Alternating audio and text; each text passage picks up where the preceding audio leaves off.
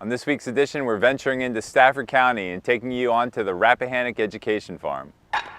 Before we get started with this week's edition, I would like to recognize our sponsor, Shore United Bank. Shore United is there to help guide your financial journey. Wherever you wish to be, Shore will be by your side every step of the way. Visit their downtown branch on William Street or at Harrison Crossing. And now, on to this week's episode. Today I'm with Els Van Vingerden and Rich La Rochelle. They're both on the board of the Rappahannock Education Farm, which is the subject of this week's video. This farm is off of White Oak Road in Stafford County, about a 15-minute drive from downtown Fredericksburg.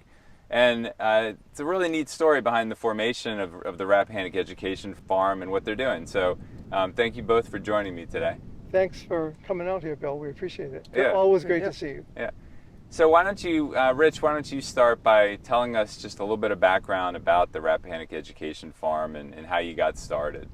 Sure. Well, the farm was really formed because of the fact that in our community we have a lot of food insecurity. Roughly 38,000 people in the greater Fredericksburg area, Planning District 16, experience hunger and food insecurity, basically 9% of the population. And with kids, it's about 11%. And so the food bank had a group called the Hunger Action Coalition. We were part of that. And we developed the idea that what we could do would be to grow food and donate it to people who need it. In addition to food insecurity, there's also nutritional insecurity. People don't get enough healthy food. Dan Meyer, the head of the food bank, has said there's a gap of about 200,000 pounds in terms of fresh food access. So here at the farm, with our 9 acres, we think we can get up to eventually growing about 100,000 pounds, so meeting about half of that gap. Well, that's really fantastic, and it's all volunteer labor that's gotten you to this point, right? You just you bought the land this summer, Definitely. right? And then you just planted the past few months anyway, your first crops. And it's all done by volunteer labor, is that right? All volunteers. Yeah. And it's very interesting because I think it speaks to people, because we didn't think we would have 80 volunteers at this point. Because we haven't been out there that much yet. It's also new. We're working, we're advocating. But yeah, a lot of people. It's really exciting. And you can probably see some people kind of in the background here working. What are these folks doing? What are they harvesting? What are the plants that are here? Yeah, so we have, we planted this garden in September. As Els was saying, we only bought this at the end of June. Took us a while to get everything ready. We planted the garden in September, and so we planted mostly cold weather crops. So you can see most of it is kale, and then we have a lot of collards, and then we did plant zucchini and cucumbers. Cucumbers are done. They were the small pickling kind. They were great, and we're still getting a lot of zucchini. You can see we just harvested a whole bunch today. And where the cucumbers were, we planted more kale and spinach. So again, we focused on the colder weather crops. Every week we harvest about 100 pounds of kale and collards here, and probably 15 to 20 pounds of zucchini. And you just planted some onions, and you've got some Yes. other crops that are planned, Yes. is that right? So in the garden behind us, you can see all these mounds. There's about 10,000 onions that we planted there. They're for spring harvest. So we were lucky to get onion sets, they call them, and a local farmer gave us a bunch of those, Taylor Galloway, a very generous guy. And so we put them in the ground, and it's been really dry. You've been making do without a well or an electrical connection, but both of those are in the works, right?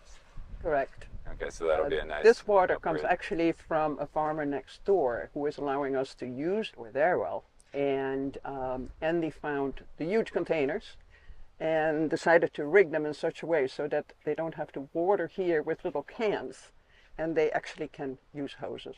The amount that you have planted now is about how many acres? It's about a fifth of an acre. Okay, so you got a lot of And the additional garden land behind to- us is about 1.5 times that size. And over there, we're going to plant roughly another acre. So next year we'll have about an acre and a half. Our goal for next year will be to grow and donate 25,000 pounds to the food bank. Whatever we grow here, we give to the food bank or food pantries to try to reduce food insecurity in our community. That's fantastic. And you've also got a smaller garden over by the food bank, We right? do, Where you've done we some do. tomatoes. And...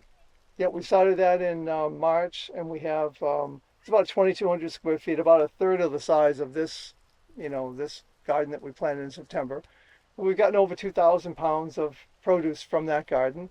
In total, we just exceeded 3,000 pounds that we've grown in 2024 and donated. How can, if people are interested in volunteering or donating to the organization, how can they do that? Go to our website, rappahannockfarm.org. There is a donate button there, and there's also a contact us, and they can sign up to volunteer. We're also on Facebook, Rappahannock Education Farm on Facebook, and you will find, past pictures, the tours we did, the planting, etc. Okay, well, I have one more question, Rich. You might be uncomfortable with this question, but you personally have been involved with just a vast array of projects in our area, from the Fredericksburg Food Cooperative to the Downtown Greens, now this. You were really involved with the Children's Museum, and I guess where does that come from in your background and interest level? Well, I was really lucky to be able to my wife and I retire here to Fredericksburg. We retired here because our only grandchild is here, and our son teaches at UMW. He and his wife live here.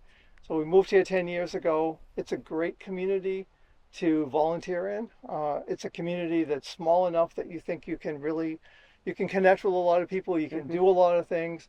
It's a very generous community. People want to come together around common interest, and so I think that's kind of the heart of it. So with this farm, we just, as Els was saying, we just kind of started it.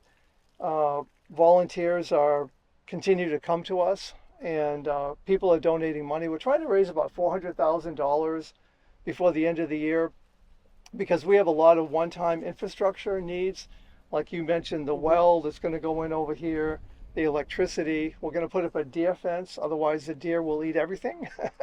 So we have a lot of those kinds of expenses that are coming up. So besides the infrastructure, there's also the loan for the land purchase that needs to be paid back. So we are reaching out to the community and inviting them, if they choose to make a donation of financial resources or time, or we just want to make this an inclusive place where everyone is welcome. And there's a lot of fun with just coming out and getting your hands dirty. Become one with the kale and the collards and the zucchini. It's a wonderful thing. So we invite everyone to come on and be part of this. Well, it's kudos to you both for everything that you've accomplished here. It's great to see it in person, and encourage people to find out more. Thank you for joining us today. Bill, thank you so much for coming out. We appreciate it. All right, so that'll do it for this week's edition. Appreciate you watching, and we'll see you next week. Be sure to subscribe to our newsletter on fredericksburgfreepress.com, and also like and subscribe us on YouTube, and you'll get this weekly video every time it comes out on Thursday mornings. Before we sign off for the week, I would like to again recognize our sponsor, Shore United Bank. We'll see you next week.